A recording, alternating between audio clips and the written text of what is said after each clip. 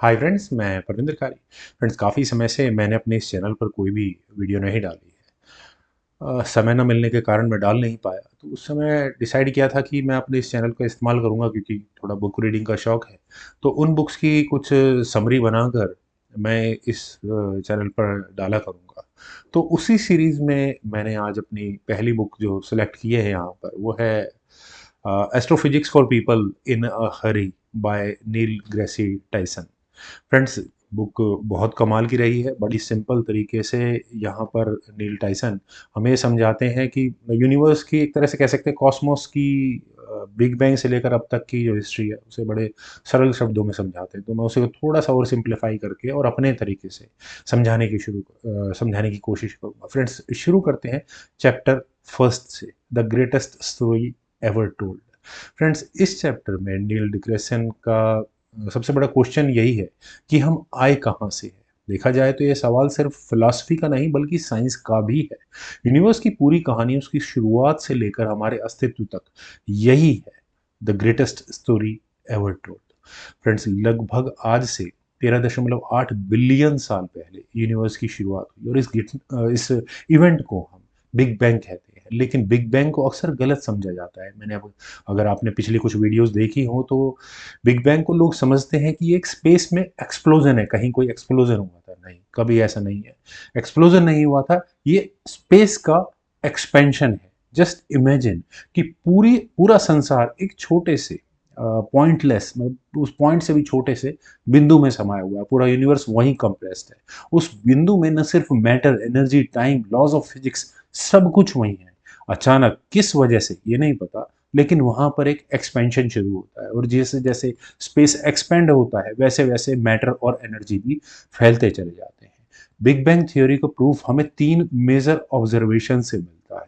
क्योंकि मैं कई यूट्यूबर्स को देखता हूँ, वो किस तरह से एक्सप्लेन करते हैं कि बिग बैंग थ्योरी ही गलत है। ऐसा नहीं है कि बिग बैंग थ्योरी गलत नहीं है। हाँ, उसकी जो प्रिडिक्शंस हैं उसमें कुछ वेरिएशंस जरूर हो सकते हैं। खासकर JWST की जो नई गैलेक्सीज मिली हैं उसको लेकर बहुत लोगों ने ओवर एक्साइटेड होकर जल्दबाजी में चीजें कही हैं। खैर, चलते हैं वापस अपने टॉपिक पर। फ्रेंड्स, पहला प्रूफ अगर हम बात करें जो बिग बैंग थ्योरी को लेकर है, वह कॉस्मिक एक्सपेंशन। एडविन हबल की ऑब्जर्वेशंस हैं कि गैलेक्सीज हमसे दूर जा रही हैं, यानी कि यूनिवर्स एक्सपेंड हो रहा है। और एक्सपेंड भी वो एक्सेलरेटेड वे में हो रहा है, तो इसका मतलब उसके चांसेस कोलैप्स होने के बहुत कम है। दूसरा प्रूफ जो है वो कॉस्मिक माइक्रोवेव बैकग्राउंड, CBM। आपने ये इमेज बहुत बार देखी होगी। 1965 में साइंटिस्ट ने डिस्कवर किया कि पूरे यूनिवर्स में एक फेंट रेडिएशन फैला हुआ है। यह वही लेफ्ट ओवर हीट है जो बिग बैंग के बाद मतलब बिग बैंग से बची हुई थी। और तीसरा सबसे बड़ा जो हम ऑब्जर्वेशन एविडेंस कह सकते हैं बिग बैंग को लेकर, वो है प्रीमोर्डियल एलिमेंट्स। यूनिवर्स में हाइड्रोजन और हीलियम की अबेंडेंस ठीक ठाक वैसे ही है जैसे बिग बैंग न्यूक्लियोसिंथेसिस प्रिडिक्ट करती है। मतलब ये साइंस सिर्फ कहानी नहीं सुनाती, बल्कि उसकी एविडेंस बेस्ड कंफर्मेशन भी देती है। फ्रेंड्स, बिग बैंग के बाद इवेंट बहुत तेजी से अनफोल्ड हुए। 10⁻⁻43 इसे हम कहते हैं प्लांक टाइम। फिजिक्स के नॉन लॉज यहाँ आकर फेल हो सकते हैं। मतलब एक तरह से कह सकते हैं कि इससे छोटे टाइम को हम समझ ही नहीं सकते। क्वांटम ग्रेविटी का रोल यही था। 10⁻⁻36 से 10⁻⁻32 का टाइम। फ्रेंड्स, ये फेज था इन्फ्लेशन का, जिसमें यूनिवर्स एक्सपोनेंशियली फास्ट एक्सपेंड होता गया। इसने कॉस्मोस को स्मूथ और यूनिफॉर्म बनाया। और लगभग पहला सेकंड आते आते जब बिग बैंग हुआ था, न्यूट्रॉन्स और प्रोटॉन स्टेबल हुए। 3 मिनट तक टेम्परेचर इतना कूल डाउन हो चुका था कि first atomic nuclei, mostly hydrogen, थोड़ा बहुत हीलियम बना। फ्रेंड्स, अगले 3,80,000 सालों तक कोई एटम एग्जिस्ट नहीं करता था। पूरे यूनिवर्स एक तरह से ओपेक था। मतलब वहां कोई लाइट का कह सकते हैं इंफॉर्मेशन भी ट्रेवल नहीं कर सकती थी। तो 3,80,000 साल बाद फ्रेंड्स, इलेक्ट्रॉन्स न्यूक्लियाई के साथ कंबाइन होकर फर्स्ट न्यूट्रल एटम्स बनाए। और अब प्रोटॉन ट्रेवल कर सकते हैं, क्योंकि अब यूनिवर्स ट्रांसपेरेंट हो चुका था। और यही पहले फोटॉन्स का जो ट्रेवलिंग है। फ्रेंड्स, यही है कॉस्मिक माइक्रोवेव बैकग्राउंड। ये अर्ली यूनिवर्स का ब्लूप्रिंट है जो आज भी हम टेलीस्कोप और सैटेलाइट से ऑब्जर्व कर सकते हैं। फ्रेंड्स, यूनिवर्स इनिशियली डार्क और बोरिंग था, हर जगह गैस के वास्ट क्लाउड, हाइड्रोजन और हीलियम। लेकिन धीरे धीरे ग्रेविटी से कॉन्ट्रैक्ट होने लगे और पहले स्टार्स बने। इन स्टार्स में न्यूक्लियर फ्यूजन शुरू हुआ, हाइड्रोजन फ्यूज होकर हीलियम बनी और हीलियम से फिर कार्बन, नाइट्रोजन और ऑक्सीजन बने। जब मैसिव स्टार्स पहली बार एक्सप्लोड हुए, यानी सुपरनोवा के थ्रू, तो उनमें आयरन, निकल, गोल्ड, यूरेनियम जैसे हैवी एलिमेंट्स बनाए गए और स्पेस में पूरी तरह स्कैटर कर दिए। नील इस पॉइंट पर बड़ी पोएटिक वे में बात में, फिलोसफिकल वे में बात कहते हैं। We are stardust brought to life then empowered by the universe to figure itself out. मतलब हमारे बॉडी का हर एटम किसी ना किसी एंशिएंट स्टार के अंदर पैदा हुआ है। हमारी बोन्स का कैल्शियम, ब्लड का आयरन और हवा में ऑक्सीजन, हम लिटरली कॉस्मोस के ही चाइल्ड हैं। फ्रेंड्स, आज से लगभग 4.6 बिलियन ईयर्स पहले हमारी गैलेक्सी मिल्की वे के कॉर्नर में इंटरस्टेलर क्लाउड कोलैप्स हुआ और हमारा सोलर सिस्टम बना। सबसे पहले सन बना और उसके चारों ओर जो लेफ्ट ओवर डस्ट और गैसेस थी उससे प्लैनेट्स बने। अर्थ बिल्कुल सही डिस्टेंस पर है, हैबिटेबल जोन, ना बहुत गर्म और ना ही बहुत ठंडी। यहाँ वोल्केनोज, ओशियंस और एटमॉस्फेयर डेवलप हुआ। सिंपल मॉलिक्यूल ने केमिस्ट्री के कॉम्प्लेक्स रिएक्शंस शुरू किए जिससे बाद में जाकर लाइफ बनी। यहाँ कॉस्मिक हिस्ट्री हमारे लिए सीधा रिलेवेंट हो जाती है। यूनिवर्स के प्रोसेस ने हमें होम प्लेनेट दिया जहां हम रह सकते थे।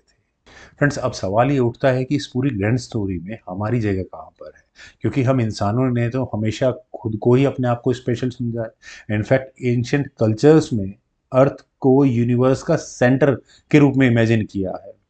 लेकिन कोपरनिकस, गैलीलियो, इस तरह के जो फिलोसफर साइंटिस्ट हुए, उन्होंने हमारी इस गलतफहमी को दूर किया।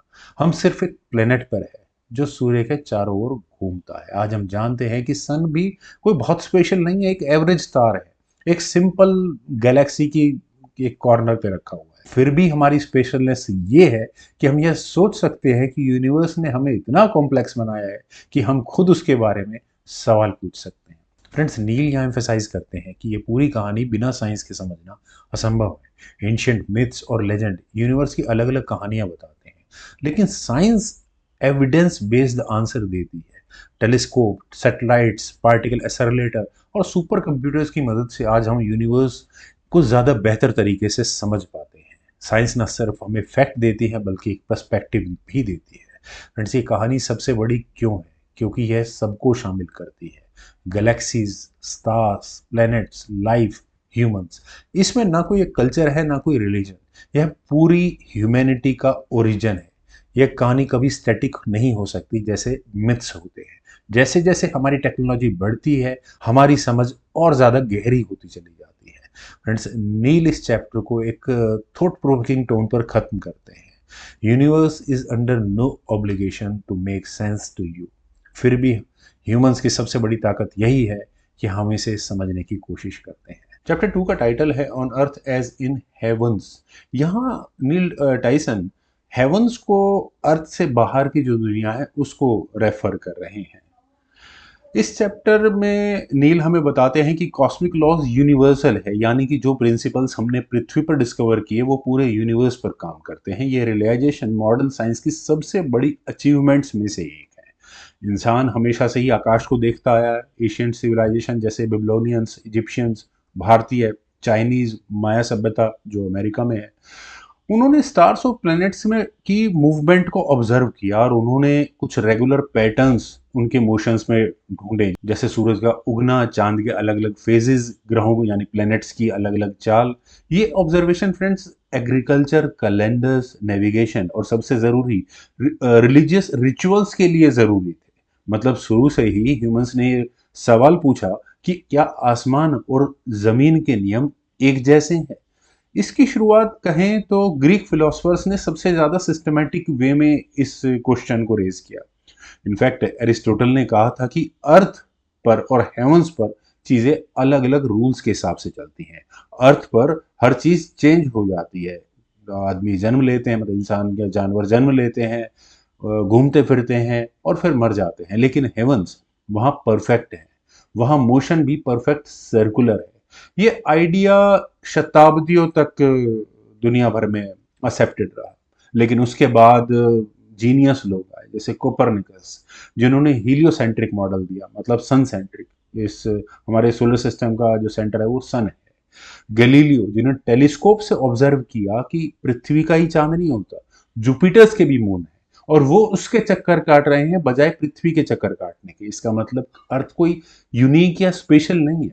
केपलर ने यह बताया कि प्लेनेटरी मोशंस सर्कुलर नहीं है बल्कि ये इलिप्टिकल है, और इसमें सबसे बड़ा कंट्रीब्यूशन न्यूटन का है, जिन्होंने लॉज ऑफ मोशन और यूनिवर्सल ग्रेविटेशनल कांस्टेंट जैसी चीजें थी। फ्रेंड्स, यहाँ पर अगर नील के नजरों में बात की जाए तो न्यूटन का सबसे बड़ा कंट्रीब्यूशन यही है कि उसने अर्थ और हेवंस यानी कि पृथ्वी और बाहर की दुनिया के फर्क को मिटा दिया है। मतलब जो फोर्स एप्पल को पृथ्वी पर गिराती है वही फोर्स प्लैनेट्स को ऑर्बिट में भी रखती है। टाइसन यहाँ एम्फसाइज करते हैं यूनिवर्सल लॉज ऑफ फिजिक्स को, जैसे कि अब हमें पता है कि ग्रेविटी, इलेक्ट्रोमैग्नेटिज्म, न्यूक्लियर फोर्सेस ये सब यूनिवर्सल है। एटम, मॉलिक्यूल्स और केमिकल रिएक्शन पूरे कॉस्मोस में वैसे ही बिहेव करते हैं जैसे कि अर्थ पर करते हैं।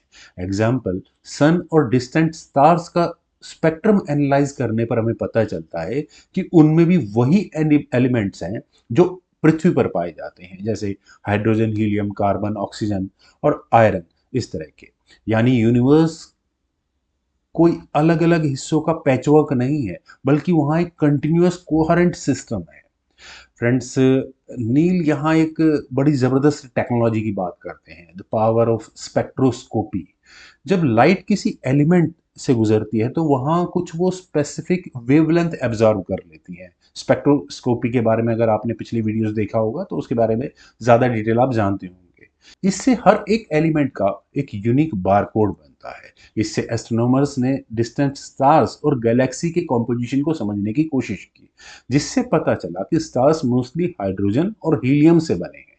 हेली एलिमेंट्स स्टार्स के अंदर बनते हैं और फिर सुपरनोवा एक्सप्लोजन के बाद वे बाहर निकलते हैं।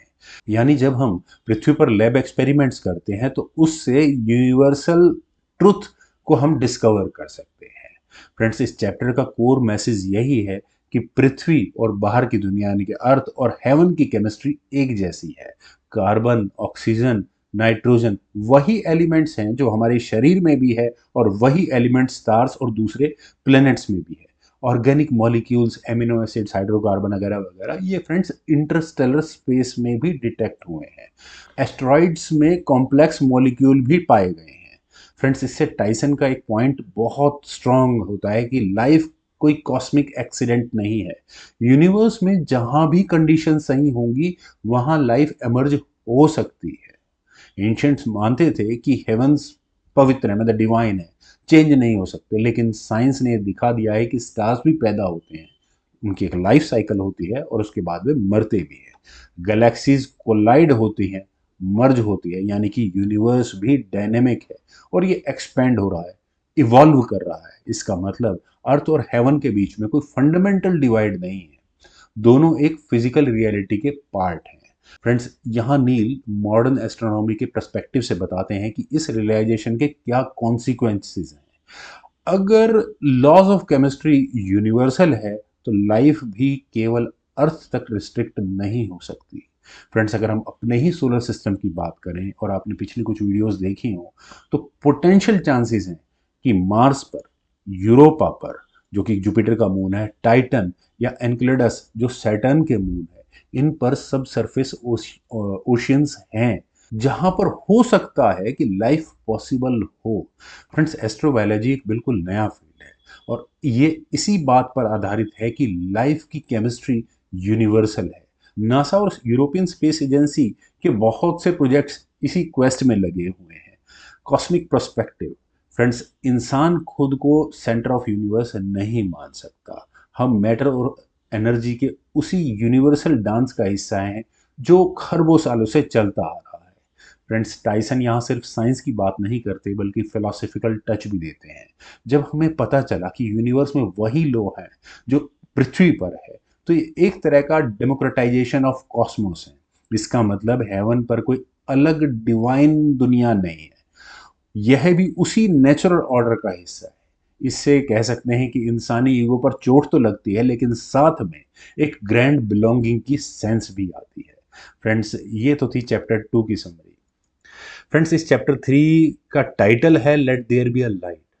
वैसे तो आप सब लोग जानते होंगे, जिन्होंने बाइबल की कहानियां पढ़ी है उसमें बड़ा फेमस कोट है ये, कि गॉड ने पूरे यूनिवर्स को बनाया और फिर बोला let there be a light, और आकाश में रोशनी हो गई।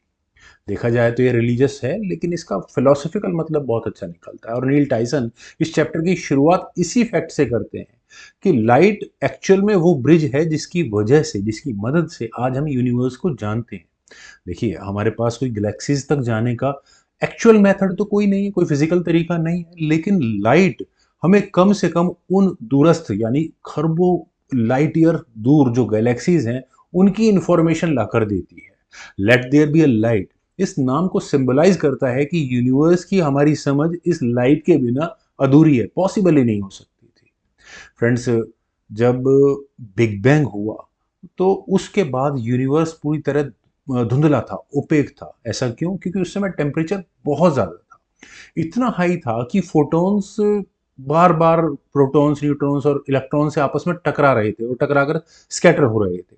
कोई भी लाइट फ्रीली ट्रेवल कर ही नहीं सकती थी। लेकिन बिग बैंग के लगभग 3,80,000 4 लाख साल के आसपास के बाद टेम्परेचर इतना ठंडा हुआ कि इलेक्ट्रॉन और प्रोटॉन कंबाइन होकर उन्होंने न्यूट्रल एटम बनाने शुरू कर दिए, मोस्टली हाइड्रोजन और हीलियम।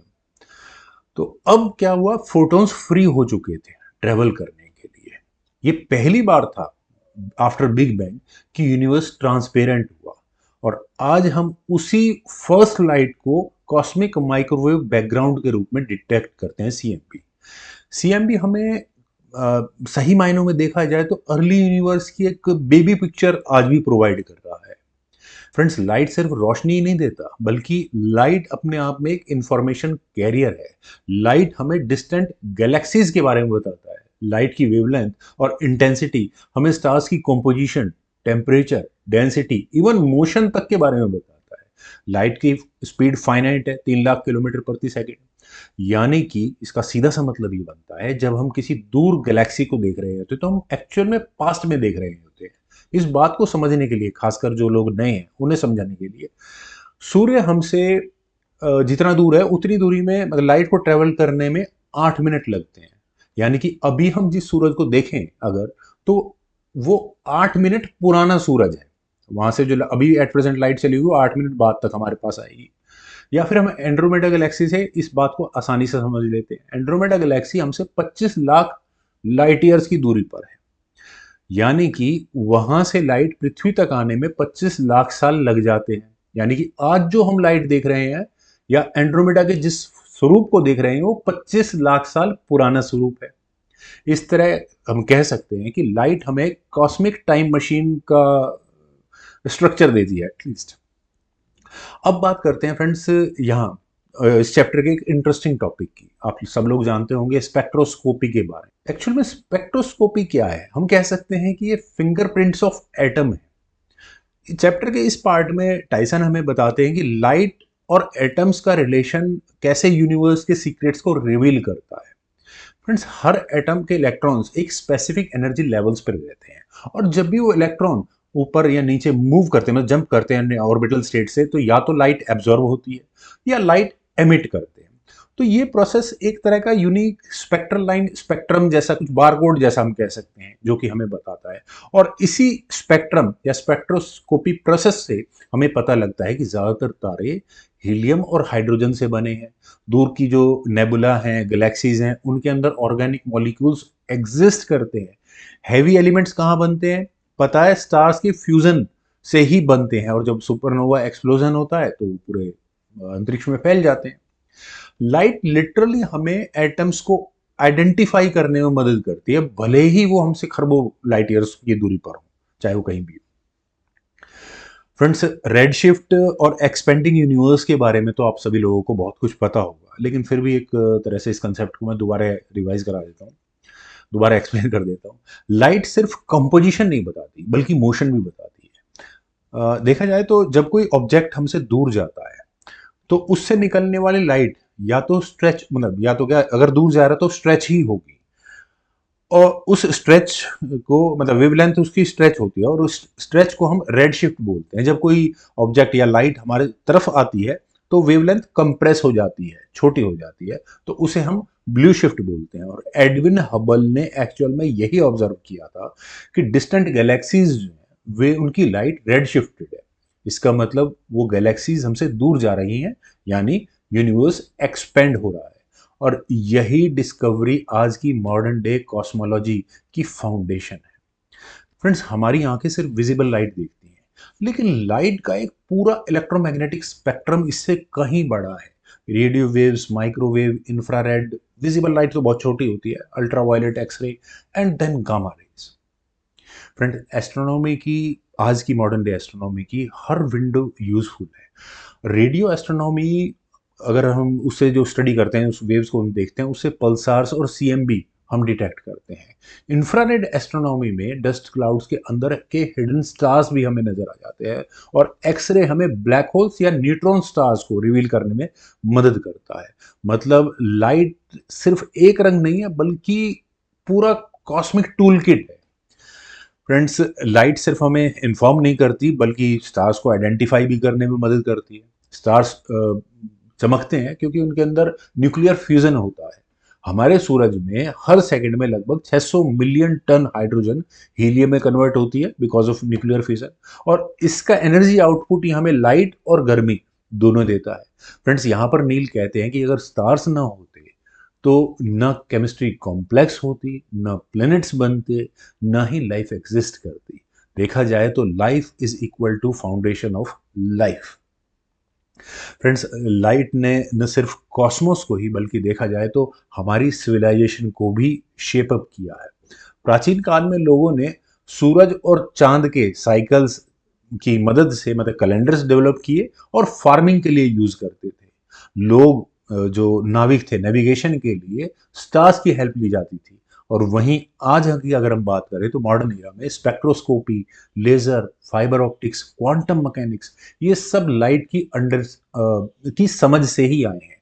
लाइट के बिना अगर हम देखा जाए तो मॉडर्न कम्युनिकेशन एग्जिस्ट ही नहीं कर रहा। अपना हम आगे का सफर शुरू करते हैं, जो बुक समरी है astrophysics for people in a hurry by Neil deGrasse Tyson, इसके चैप्टर 4 की, बिटवीन द गैलेक्सीज।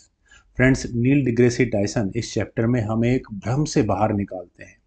हम लोग अक्सर ये सोचते हैं कि गैलेक्सीज का स्पेस बीच से पूरी तरह से खाली होता है, पर ये सच नहीं है। इंटरगैलेक्टिक स्पेस में बहुत कुछ मौजूद होता है। गैसेस ऑब्वियस है, हम थोड़ा आईक्यू लगाएंगे तभी पता लग जाएगा, लेकिन प्लाज्मा, रेडिएशन, और सबसे इम्पोर्टेंट इनविजिबल डार्क मैटर और ग्रेविटेशनल इंटरेक्शन जैसी चीज़ें, बहुत कुछ वहाँ पर मौजूद होता है। और ये चैप्टर हमें बताता है कि गैलेक्सीज सिर्फ एक आइसोलेटेड आइलैंड ही नहीं है, बल्कि बहुत बड़े कॉस्मिक वेब का पार्ट है, उसके ऊपर रखे हुए नोड्स हैं। फ्रेंड्स, नील हमें सबसे पहले एक्सप्लेन करते हैं कि एक गैलेक्सी अरबों खरबों तारों से, गैस, डस्ट क्लाउड और डार्क मैटर से बनी होती है। हमारी मिल्की वे में ही लगभग 100 से 400 अरब के बीच में तारे हैं। फ्रेंड्स, यूनिवर्स में ऑब्जर्वेबल गैलेक्सीज की संख्या लगभग 2 ट्रिलियन तक बताई जाती है, लेकिन असल स्टोरी इन गैलेक्सीज के बीच में खाली जगह में छिपी हुई है। Intergalactic medium.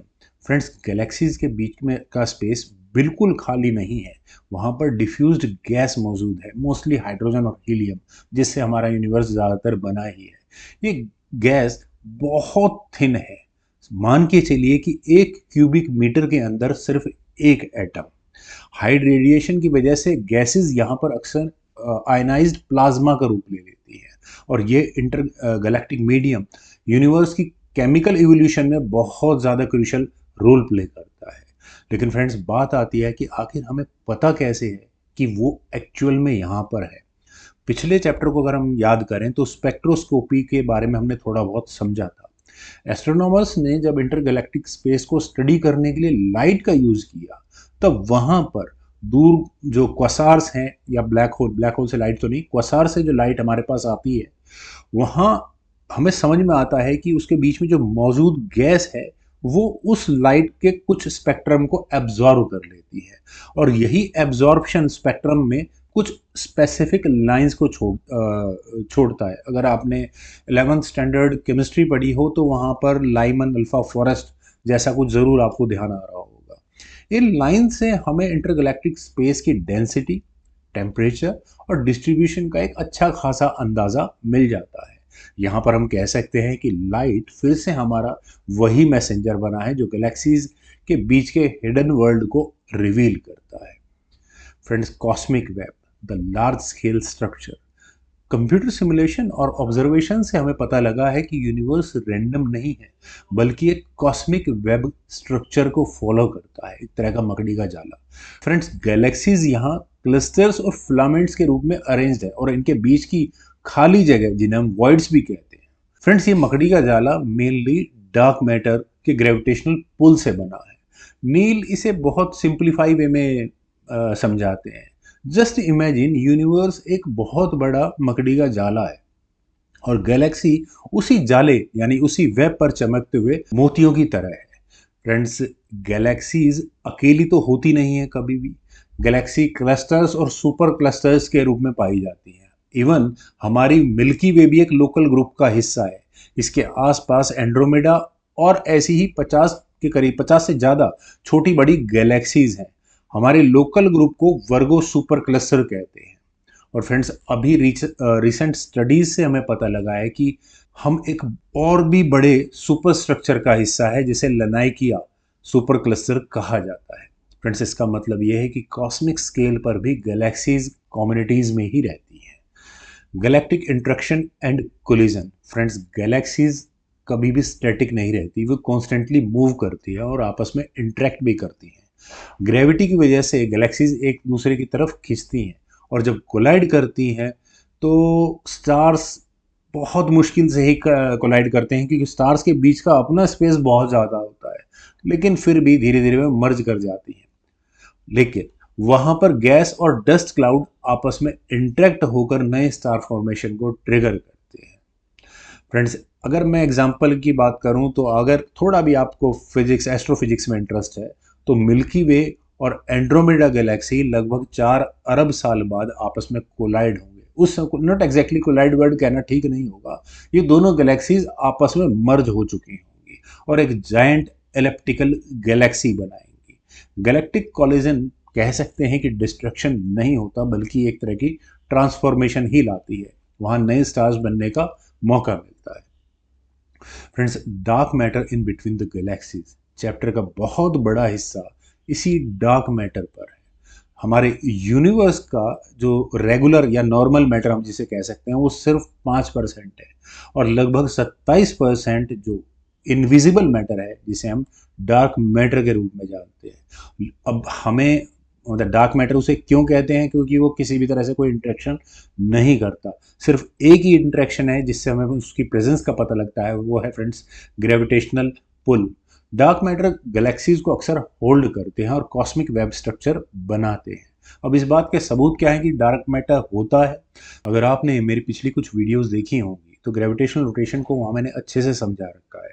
फ्रेंड्स, जब गैलेक्सी रोटेट करती है तो आउटसाइड के जो तारे हैं उनकी स्पीड काफ़ी ज़्यादा होती है, यानी मोटे तौर पर कहा जा सकता है कि रोटेशन की वजह से गैलेक्सी की शेप डिस्टॉर्ट नहीं होती, वो इंटैक्ट रहती है।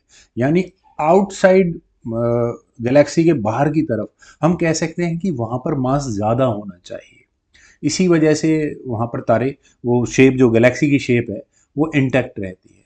दूसरा सबसे बड़ा एविडेंस है फ्रेंड्स ग्रेविटेशनल लेंसिंग। जब हम दूर गैलेक्सीज को देखते हैं तो उसके पीछे से आने वाली लाइट वो ग्रेविटेशनल लेंसिंग की वजह से बेंड होती है, जो एक और सबूत है डार्क मैटर के होने का। फ्रेंड्स, गैलेक्सीज के बीच का स्पेस एक्चुअल डार्क मैटर से ही डोमिनेट होता है। फ्रेंड्स, इंटरगैलेक्टिक स्पेस की स्टडी में क्वासार्स और ब्लैक होल्स ये बहुत मदद करते हैं, क्योंकि क्वासार्स बहुत ज़्यादा ब्राइट होते हैं, क्योंकि उनके सेंटर में super massive black hole matter को बहुत तेज़ी से एक्सेलरेट कर देता है। उनकी लाइट इंटरगैलेक्टिक मीडियम से होकर गुजरती है और हमें उस इंटरगैलेक्टिक स्पेस के बारे में बहुत कुछ बताती है। ब्लैक होल्स देमसेल्व्स भी गैलेक्सीज की इवोल्यूशन और क्लस्टरिंग में बहुत इंपॉर्टेंट रोल प्ले करते हैं।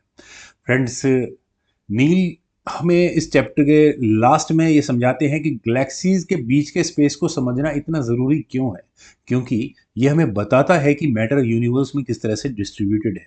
डार्क मैटर और डार्क एनर्जी की मिस्ट्री इसी स्केल पर ज़्यादा क्लियर होती है। कॉस्मिक वेब यूनिवर्स की एक स्केलेटन है, कह सकते हैं उसी स्केलेटन पर हमारा पूरा यूनिवर्स बना है। ये हमें बताता है कि गैलेक्सीज आइसोलेटेड नहीं बल्कि इंटरकनेक्टेड है।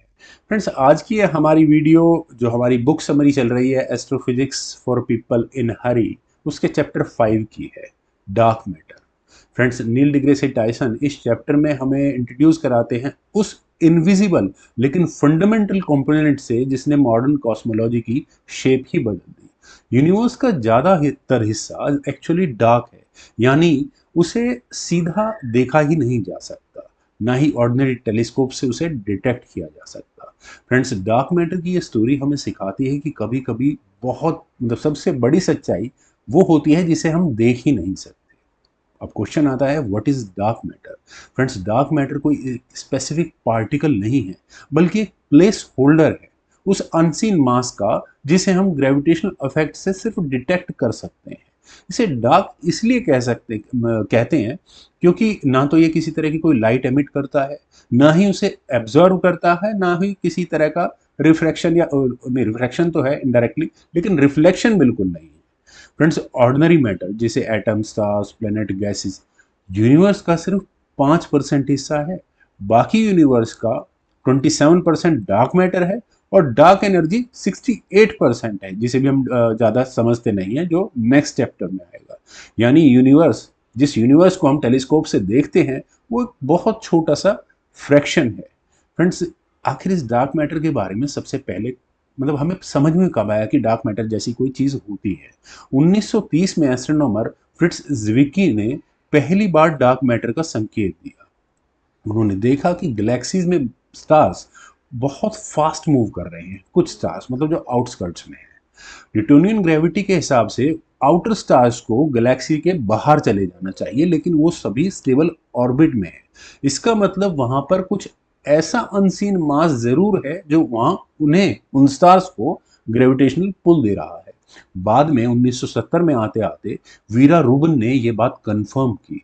उन्होंने गैलेक्सी रोटेशन कर्व की स्टडी की और पाया कि आउटर स्टार्स भी एक तरह से उसी रेशो की स्पीड की उसी स्पीड की रेशो में घूम रहे हैं जिस रेशो में या जिस स्पीड से इनर स्टार्स घूम रहे हैं। मतलब जैसे मैंने पिछली बार भी कहा है कि गैलेक्सी पूरी तरह से अपनी शेप बनाकर मेंटेन करके रखती है जिस तरह से वे घूमते हैं।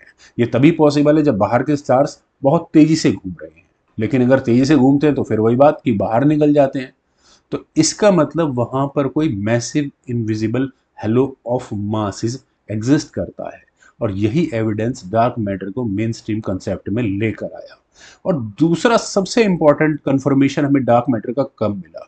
Friends, gravitational lensing. आखिर ग्रेविटेशनल लेंसिंग बार बार आती है तो है क्या? जिन लोगों ने पहली बार हमारी वीडियो देखी है, जिनको लोगों को नहीं पता, उनको मैं बता देता हूं कि आइंस्टाइन के जनरल थ्योरी ऑफ रिलेटिविटी के अनुसार मास स्पेस टाइम को बेंड कर देता है, या मैं कह सकता हूं कि जो उसका पाथ है वो बेंड हो जाता है। यानी कि लाइट भी अगर वहां से जा रही होगी जिससे बिल्कुल सीधी रेखा में जाना चाहिए, अगर कोई मास के बराबर से निकल रही है तो लाइट भी बेंड हो जाएगी। जब एस्ट्रोनॉमर्स ने डिस्टेंट गैलेक्सी क्लस्टर्स को ऑब्जर्व किया तो पाया कि लाइट जरूरत से ज्यादा बेंड हो रही है। विजिबल मैटर लाइट को इतना बेंड नहीं कर सकता। इसका मतलब वहां पर एक्स्ट्रा इनविजिबल मास मौजूद है।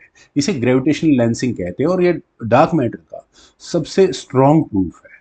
फ्रेंड्स, तीसरी सबसे बड़ी चीज जो डार्क मैटर को बहुत अच्छे से एक्सप्लेन करती है, कॉस्मिक वेब और उसमें डार्क मैटर का रोल।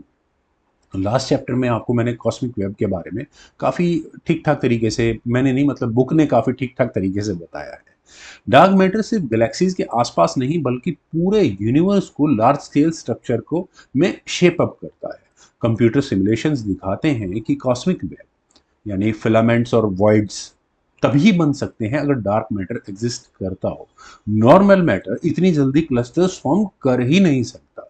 डार्क मैटर ने अर्ली यूनिवर्स में ग्रेविटी प्रोवाइड की, जिससे गैस क्लाउड कोलैप्स होकर गैलेक्सीज बनी। बिना डार्क मैटर के स्टार्स और गैलेक्सी शायद एग्जिस्ट ही नहीं करती। तो फ्रेंड्स, अब सवाल ही आता है कि ये डार्क मैटर आखिर क्या हो सकता है। डार्क मैटर ऑर्डिनरी एटम से तो नहीं बना, ऑर्डिनरी पार्टिकल वहां नहीं है। तो इसके लिए क्या कोई और मैटर हो सकता है, कोई कैंडिडेट पार्टिकल प्रपोज किया जा सकता है? फ्रेंड्स, ऐसे कुल मिलाकर 3 कैंडिडेट्स हैं। सबसे पहला है विम्प्स, वीकली इंटरेक्टिंग मैसिव पार्टिकल। एक हाइपोथेटिकल पार्टिकल है जो बहुत मैसिव है, पर केवल वीक फोर्सेस और ग्रेविटी से इंटरेक्ट करते हैं। कई एक्सपेरिमेंट इन्हें डिटेक्ट करने की कोशिश कर रहे हैं, लेकिन अभी तक सफलता नहीं मिली है। दूसरे हैं एक्सियॉन्स, बहुत लाइट पार्टिकल, यदि एग्जिस्ट करते हैं तो पूरे यूनिवर्स में भरे हुए होंगे और डार्क मैटर का मेजर हिस्सा बना रहे होंगे। और तीसरा कैंडिडेट अगर कोई हो सकता है तो स्टेराइल न्यूट्रिनोज। फ्रेंड्स, ये न्यूट्रिनोज के हाइपोथेटिकल हेवियर कजन्स हैं, लेकिन डिटेक्शन अभी किसी का भी नहीं हुआ, खोज अभी भी जारी है। अब सवाल ये आता है कि डार्क मैटर इतना स्पेशल क्यों है? हो सकता है हमसे कोई गलती हो रही हो और वो सिर्फ एक ऑर्डिनरी मैटर हो। कई लोग ये सवाल भी उठाते हैं कि डार्क मैटर सिर्फ फेंट स्टार या ब्लैक होल या रोग प्लैनेट्स हो सकते हैं। इन्हें कलेक्टिवली माचोज कहते हैं। माचोज का मतलब massive astrophysical compact hello objects. पर ऑब्जर्वेशंस बताती हैं माचोज का टोटल मास बहुत छोटा सा हिस्सा एक्सप्लेन करता है। फ्रेंड्स, सीएमबी यानी कॉस्मिक माइक्रोवेव बैकग्राउंड भी कंफर्म करता है कि डार्क मैटर नॉन बायरनिक, मतलब हाइड्रोजन और हीलियम ऑर्डिनरी मैटर से नहीं बना है। Evidence from blood clusters. Friends, dark matter का सबसे compiling evidence blood clusters observation से आता है। दो गैलेक्सीज का कोलिजन हुआ।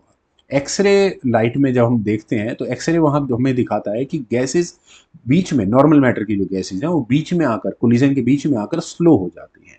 लेकिन ग्रेविटेशनल लेंसिंग के डाटा से हमें पता चलता है कि मास डिस्ट्रीब्यूशन अलग है। ज्यादा मास गैस में नहीं बल्कि इनविजिबल होलो में है। इसका मतलब डार्क मैटर रियल है और नॉर्मल मैटर से अलग बिहेव करता है। तो अब क्वेश्चन ये आता है कि हम इस डार्क मैटर को किस तरह से ढूंढें। साइंटिस्ट कई तरह की अप्रोचेस यूज करते हैं। सबसे पहले है डार्क डिटेक्शन एक्सपेरिमेंट्स। थोड़ा मुश्किल है। डीप अंडरग्राउंड टनल्स के अंदर डिटेक्टर्स लगाए गए हैं जो डार्क मैटर पार्टिकल के रेयर कोलिजन को डिटेक्ट कर सकें अगर वो आपस में कोलाइड होते हैं तो। दूसरा, कोलाइडर एक्सपेरिमेंट्स। फ्रेंड्स, एलएचसी यानी लार्ज हैड्रॉन कोलाइडर के बारे में तो आप लोगों ने सभी सुना होगा। एक्सेलरेटेड हाई एनर्जी कोलिजन के बीच में डार्क मैटर पार्टिकल्स को जनरेट यानी पैदा करने की कोशिश की जा रही है, लेकिन अभी कोई फायदा नहीं हुआ। तीसरा, astrophysical observation. Gamma rays, neutrinos या कॉस्मिक रे डिटेक्ट करना जो डार्क मैटर डिके या एनहिलिएशन से आते हैं। अब तक फ्रेंड्स कोई कंक्लूसिव रिजल्ट नहीं है, लेकिन सर्च अभी जारी है। मतलब हो सकता है आने वाले समय में इसी डार्क मैटर की खोज को लेकर कोई नोबेल प्राइज किसी का वेट कर रहा है। फ्रेंड्स, सब अब क्वेश्चन ये आता है कि डार्क मैटर हमारे लिए इतनी इंपॉर्टेंट क्यों है। नील टाइसन हमें यही बताते हैं कि डार्क मैटर सिर्फ थियोरेटिकल क्यूरियोसिटी नहीं है, ये यूनिवर्स के स्ट्रक्चर और रिवोल्यूशन के समझने की कुंजी है। अगर डार्क मैटर ना होता तो शायद गैलेक्सीज भी नहीं बनती और स्टार्स और प्लैनेट्स तो शायद पॉसिबल भी नहीं होते। मतलब हमारी एग्जिस्टेंस डायरेक्टली डार्क मैटर पर ही डिपेंड करती है। हम लिटरली डार्क मैटर के बिना एग्जिस्ट कर ही नहीं सकते थे। फ्रेंड्स, चैप्टर का सब जो लास्ट है, नील जिस अंदाज में इसे ख़त्म करते हैं तो फिलोसफिकल वे में ख़त्म करते हैं। फ्रेंड्स, फिजिसिस्ट ज़्यादातर फिलोसफिकल अंदाज ही अपनाते हैं, जैसा यहाँ टाइसन अपना रहे हैं। डार्क मैटर हमें रिमाइंड कराता है कि हमारी नॉलेज इनकम्प्लीट है। यूनिवर्स का 95% हिस्सा dark matter plus dark dark energy जो हमें दिखाई नहीं देता। हम उसके बारे में कुछ नहीं जानते, लेकिन फिर भी हम उसे इनडायरेक्ट एविडेंस से सीखते हैं। यहाँ पर नील बहुत पोएटिक वे में इस चैप्टर का अंत करते हैं। The universe is under no obligation to make sense to you. आज की हमारी वीडियो अपना उसी बुक समरी का कंटिन्यूएशन है, जो है नील डिग्रेसी टाइसन की book astrophysics for the people in hurry, उसके चैप्टर 6 की। फ्रेंड्स, ये चैप्टर और भी ज्यादा मिस्टीरियस है डार्क एनर्जी पर, क्योंकि फ्रेंड्स डार्क मैटर अगर गैलेक्सीज को होल्ड करता है तो डार्क एनर्जी यूनिवर्स को धकेलती है एक दूसरे से। तो नील डिग्रेसी टाइसन फ्रेंड्स इस चैप्टर में बताते हैं कि मॉडर्न कॉस्मोलॉजी की सबसे बड़ी पहेली ही है ये कि यूनिवर्स की एक्सपेंशन एक्सेलरेट क्यों हो रही है, मतलब तारे गैलेक्सीज आपस में दूर तो जा रही हैं लेकिन एक्सेलरेटेड वे में दूर जा रही हैं। तो चलिए फ्रेंड्स, अब करते हैं अपना चैप्टर 6 का सफर शुरू, dark energy. Friends, dark matter की ही तरह डार्क एनर्जी भी यूनिवर्स का एक अनसीन लेकिन फंडामेंटल हिस्सा है। जहां डार्क मैटर चीजों को पुल यानी अट्रैक्ट करता है, वहीं डार्क एनर्जी यूनिवर्स को पुश यानी रिपेल करती है। नील डिग्रेसी टाइसन इस चैप्टर में बताते हैं कि कैसे 20वीं शताब्दी के आखिर में डिस्कवरी हुई और क्यों यह मॉडर्न साइंस की सबसे बड़ी अनसॉल्व्ड मिस्ट्री है। Expansion of universe, the starting points. Friends, 1920 के दशक में एडविन हबल ने प्रूव किया कि यूनिवर्स एक्सपेंड हो रहा है। डिस्टेंट गैलेक्सीज हमसे दूर जा रही है और उनकी स्पीड डिस्टेंस के साथ बढ़ती जा रही है, जिसे हम हबल्स लॉ के नाम से जानते हैं। डेकेड्स तक कॉस्मोलॉजिस्ट ने अज्यूम किया कि एक्सपेंशन धीरे धीरे स्लो हो जाएगा क्योंकि ग्रेविटी मैटर को अपनी तरफ खींच रही है। मतलब एक्सपेक्टेशंस थी कि यूनिवर्स या तो इवेंचुअली वापस कोलैप्स कर जाएगा या फिर धीरे धीरे स्टेबल हो जाएगा। कोलैप्स करने वाली कंडीशन को हम बोलते हैं बिग क्रंच के नाम से जानते हैं। लेकिन फ्रेंड्स, 1990 यानी सही कहा जाए तो 1998 में बहुत बड़ा सरप्राइज मिला। दो इंडिपेंडेंट टीम्स, एक तो सुपरनोवा कॉस्मोलॉजी प्रोजेक्ट और दूसरा HZ सुपरनोवा सर्च टीम ने डिस्टेंट टाइप ऑफ सुपरनोवी एब्जॉर्व किए। और ये वैसे एक्चुअल में सुपरनोवा या सुपरनोवी का कंसेप्ट क्या है कि एक तरह का स्टैंडर्ड कैंडल है। मतलब कोई सुपरनोवा एक्सप्लोड करता है तो उसकी ल्यूमिनोसिटी एक स्टैंडर्ड वे में आती है। अब उसका डिस्टेंस हम वहां से मेजर कर सकते हैं। उनकी ब्राइटनेस हमें अमूमन पता होती है। जब साइंटिस्ट ने उनका डिस्टेंस और उनकी रेड शिफ्ट कंपेयर की तो बहुत शॉकिंग रिजल्ट मिले। डिस्टेंट सुपर मतलब दूर के जो सुपरनोवी हैं वो एक्सपेक्टेड से ज्यादा डिमर थे, मतलब वो ज्यादा दूर थे। मतलब गैलेक्सीज हम सिर्फ दूर ही नहीं हो रही हैं बल्कि एक्सेलरेटेड वे में दूर हो रही हैं। मुझे आज भी वो आई थिंक मैं कॉलेज में था उस समय, वो मुझे याद है कि जो नासा के साइंटिस्ट आए थे उन्होंने एक रबड़ बैंड था उनके पास और बीच में बॉल्स लगा रखी थी और उन्होंने एक्सप्लेन किया था उस रबड़ बैंड को खींच के कि यूनिवर्स हमारा किस तरह से एक्सपांड हो रहा है। तो यूनिवर्स की एक्सपेंशन स्लो तो बिल्कुल नहीं हो रही है बल्कि इनफैक्ट ये बहुत ज्यादा तेज हो रही है। अब सवाल ये आता है कि डार्क एनर्जी आखिर है क्या। इस एक्सेलरेटेड एक्सपेंशन के पीछे एक मिस्टीरियस फोर्स काम कर रही है और साइंटिस्ट ने इसी फोर्स या इसी एनर्जी को डार्क एनर्जी का नाम दिया। ये स्पेस की एक इंट्रिंसिक प्रॉपर्टी हो सकती है या फिर कोई नया फंडामेंटल फील्ड। अब फील्ड के बारे में ज्यादा मैं नहीं जाऊंगा, लेकिन नील इसे सिंपल वर्ड्स में बहुत अच्छे से एक्सप्लेन करते हैं कि अगर डार्क मैटर यूनिवर्स का ग्लू है, मतलब अट्रैक्शन है, तो डार्क एनर्जी यूनिवर्स के लिए एंटी ग्रेविटी है, ग्रेविटी का ओपोजिट। फ्रेंड्स, अब हम यहाँ अगर हम डार्क एनर्जी की बात कर रहे हैं तो आइंस्टाइन को हम मिस नहीं कर सकते। सन 1917 में आइंस्टाइन ने जब जनरल थ्योरी ऑफ रिलेटिविटी दिया तो उसमें पाया कि यूनिवर्स की जो इक्वेशंस उनकी थी वो उसके अनुसार यूनिवर्स एक डायनेमिक है, लेकिन उस समय के लोग ये मानते थे कि यूनिवर्स स्टैटिक मतलब स्थिर है। तो इस चीज को बैलेंस करने के लिए आइंस्टाइन ने एक एक्स्ट्रा टर्म अपनी इक्वेशन में एक एक्स्ट्रा टर्म ऐड की जिसे कॉस्मोलॉजिकल कांस्टेंट कहा गया। लेकिन बाद में जब हबल ने एक्सपेंशन यूनिवर्स का डिस्कवर किया तो आइंस्टाइन ने अपना इसे बिगेस्ट ब्लंडर कहा।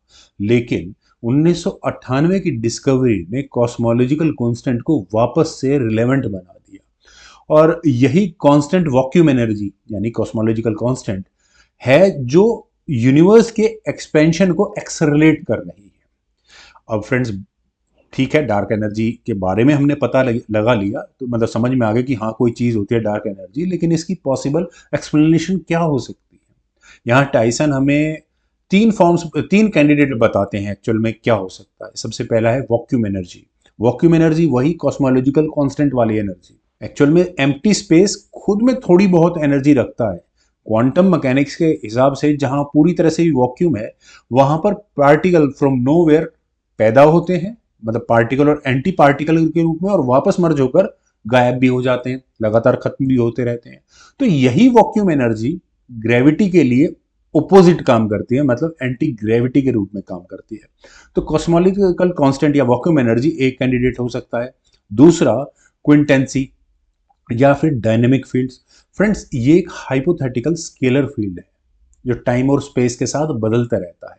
कॉस्मोलॉजिकल कांस्टेंट चूंकि वो एक स्टैटिक मतलब डायनेमिक नहीं है, मतलब बदलने वाली फिगर नहीं है, तो क्विंटेंसी वेरिएबल हो सकता है। अब तीसरी चीज है मॉडिफाइड ग्रेविटी थ्योरी। हो सकता है फ्रेंड्स, जो हमने ग्रेविटी के लॉज अब तक डिस्कवर किए हैं शायद उन्हें ही बदलना पड़े। जनरल रिलेटिविटी हो सकता है इनकम्प्लीट हो। मतलब एक जगह मैं देख रहा था, काफ़ी पहले एक प्रोग्राम देखा था, उसमें था कि सेमिनार में, नॉट एग्जैक्टली प्रोग्राम, एक सेमिनार में उसमें था कि अ, हो सकता है कि ग्रेविटी कुछ स्पेसिफिक डिस्टेंसेस तक अट्रैक्शन का काम करे, लेकिन उसके बियॉन्ड हो सकता है वो रिपल्सिव भी हो, तो हमारी इक्वेशंस हो सकता है इनकम्प्लीट हो। फ्रेंड्स, यहाँ तक तो थी डार्क एनर्जी, क्या पॉसिबिलिटीज हो सकती हैं, इन सब पर खोज अभी जारी है। लेकिन डार्क एनर्जी हमारे यूनिवर्स का कितना हिस्सा है? सीएमबी मतलब कॉस्मिक माइक्रोवेव बैकग्राउंड और लार्ज स्केल स्ट्रक्चर से स्टडीज से हमें पता लग चुका है अब। जैसे हम पिछली वीडियो या पिछले चैप्टर में भी हमने देखा था कि डार्क एनर्जी यूनिवर्स का ऑलमोस्ट 68 या 70% के आसपास का हिस्सा, डार्क मैटर 27% और नॉर्मल मैटर जिससे हम सब बने हैं, पूरा यूनिवर्स जिसे हम कहते हैं बना हुआ है, वो सिर्फ 5% है। यानी कि यूनिवर्स का सबसे बड़ा हिस्सा अगर कुछ है तो वो डार्क एनर्जी है। यानी कि डार्क, जिसके बारे में हमें लगभग कुछ भी नहीं पता है सिवाय उसके नामकरण के, वो भी हमने नहीं किया हुआ है। खैर फ्रेंड्स, अब हम बात करते हैं fate of our universe. Dark energy की नेचर पर डिपेंड करता है कि हमारे यूनिवर्स का फ्यूचर क्या होगा। फ्रेंड्स, तीन पॉसिबिलिटी है। सबसे पहला है बिग फ्रीज। अगर डार्क एनर्जी कांस्टेंट रही तो यूनिवर्स एक्सरलेट करता रहेगा, गैलेक्सीज धीरे धीरे दूर होती चली जाएंगी, स्टार्स इवेंचुअली बर्न आउट मतलब उनका फ्यूल खत्म हो चुका होगा, और यूनिवर्स धीरे धीरे बिल्कुल ठंडा, डार्क और खाली हो चुका होगा। दूसरी पॉसिबिलिटी है बिग रिप। अगर डार्क एनर्जी समय के साथ और स्ट्रांग होती गई तो इवेंचुअली क्या होगा, galaxies, stars, planets, in fact atom तक फटते चले जाएंगे और वो फटकर पूरा यूनिवर्स मतलब रिप टुकड़े टुकड़े हो चुका होगा। तीसरी पॉसिबिलिटी जिसकी आज की डेट में पॉसिबिलिटीज बहुत कम है, बिग क्रंच, जो अभी वीडियो की शुरुआत में मैंने आपको बताया था कि अगर किसी कारण से डार्क एनर्जी किसी समय खत्म हो जाए या कमजोर पड़ने लगे तो ग्रेविटी फिर दोबारा डोमिनेट करने लगेगी। इससे होगा क्या, यूनिवर्स ग्रेविटी की वजह से वापस कोलैप्स हो जाएगा। लेकिन करंट एविडेंस बताते हैं, ये सजेस्ट करते हैं कि हम बिग फ्रीज की तरफ बढ़ रहे हैं। अब फ्रेंड्स, बात आती है कि हम किस तरह से डार्क एनर्जी की स्टडीज कर रहे हैं। साइंटिस्ट्स कई टेक्निक यूज करते हैं। सबसे पहला supernova survey, distant type of supernova की ब्राइटनेस को मेजर करना। दूसरा सीएमबी यानी कॉस्मिक माइक्रोवेव बैकग्राउंड की मदद से अर्ली यूनिवर्स की फ्लक्चुएशंस स्टडी करके हम डार्क एनर्जी के इफेक्ट को निकाल सकते हैं। बैरन एकॉस्टिक ऑसिलेशन, अब बैरन मतलब हीलियम हाइड्रोजन जो शुरुआती एटम, उसे बैरन बोलते हैं। इसका मतलब गैलेक्सीज के डिस्ट्रीब्यूशन की स्टडी करके उनकी एक्सपेंशन हिस्ट्री को ट्रैक करना, वहां से हम कुछ डार्क एनर्जी के बारे में समझ सकते हैं। और सबसे important weak gravitational lensing. Friends, light की bending because of gravitational landing sorry gravitation lensing, light जो बेंड होती है उससे मैटर और एनर्जी के डिस्ट्रीब्यूशन को हम समझ सकते हैं। उसकी मदद से हम डार्क एनर्जी के रहस्य को थोड़ा बहुत सुलझाने की कोशिश कर सकते हैं। फ्रेंड्स, इस दिशा में जो बड़े प्रोजेक्ट हैं वो डार्क एनर्जी सर्वे, यूक्लिड स्पेस टेलीस्कोप या विरल रूबिन ऑब्जर्वेटरी, इन तीनों के बारे में मैंने किसी एक प्रीवियस वीडियो में तो कुछ ना कुछ बता ही रखा है। ये इसी को समर्पित है पूरी तरह से। अब बात आती है फ्रेंड्स, डार्क एनर्जी है, कैसे स्टडी कर रहे हैं ये भी पता है हमें, लेकिन इसको समझना इतना जरूरी क्यों? फ्रेंड्स, फिजिक्स की इक्वेशंस प्रिडिक्ट कराते हैं कि वैक्यूम एनर्जी बहुत ज्यादा होनी चाहिए। यही सबसे बड़ी प्रॉब्लम है और पूरे फिजिक्स में सबसे बड़ा मिसमैच ही यही है। ऑब्जर्व्ड वैल्यू वैक्यूम एनर्जी यानी कॉस्मोलॉजिकल कांस्टेंट वाली, फ्रेंड्स, वो रियल कैलकुलेटेड वैल्यू के से बहुत छोटी है, लगभग 10 raise to the power 120 times छोटी है। ये कॉस्मोलॉजिकल कांस्टेंट प्रॉब्लम कहलाती है और नॉन फिजिक्स का सबसे बड़ा मिसमैच है। तो फ्रेंड्स, इस पूरे चैप्टर का सार हम कम से कम इस बात में कह सकते हैं कि डार्क एनर्जी हमें रिमाइंड कराती है कि यूनिवर्स के सबसे बेसिक क्वेश्चन अभी भी हमारे लिए अनसॉल्व है। हमारी एग्जिस्टेंस एक ऐसे कॉस्मोस में है जिसका 70% हिस्सा हमारे लिए पूरी तरह मिस्ट्री है और यही मिस्ट्री हमारी क्यूरियोसिटी को इंस्पायर करते हैं। फ्रेंड्स, इस चैप्टर का अंत नील बहुत ही पोएटिक वे में करते हैं। We are stardust held together by dark matter and driven apart by dark energy. Friends, अब हम आज का अपना अगला सफ़र शुरू करते हैं जो हमारी बुक चल रही है astrophysics for the people in hurry, उसकी बुक समरी चैप्टर 7 पर। फ्रेंड्स, इस चैप्टर में नील डिग्रेसी टाइसन हमें बताते हैं कि यूनिवर्स की सारी केमिस्ट्री हमारी किचन टेबल तक कैसे आती है। यानी जो एलिमेंट हमारी बॉडी, हमारे खाने, हमारी पृथ्वी पर है वो स्टार्स और किसी कॉस्मिक प्रोसेस का हिस्सा कैसे बने। यह चैप्टर पूरी तरह से कॉस्मिक केमिस्ट्री और एस्ट्रोबायोलॉजी के कनेक्शन पर आधारित है। Friends, chapter 7 the cosmos on the table. Friends, Neil deGrasse Tyson इस चैप्टर में एक बहुत ही पोएटिक अंदाज में शुरू करते हैं लेकिन एक साइंटिफिक सच्चाई के साथ। हम और हमारी दुनिया लिटरली स्टार डस्ट से बने हैं। यूनिवर्स की केमिस्ट्री हमारे खाने, हमारे शरीर और हमारी रोज़मर्रा की ज़िंदगी तक कैसे पहुंचती है। फ्रेंड्स, केमिस्ट्री ऑफ यूनिवर्स एक कॉस्मिक रेसिपी। यूनिवर्स की शुरुआत में सिर्फ हाइड्रोजन और हीलियम ही थी हमारे ब्रह्मांड में।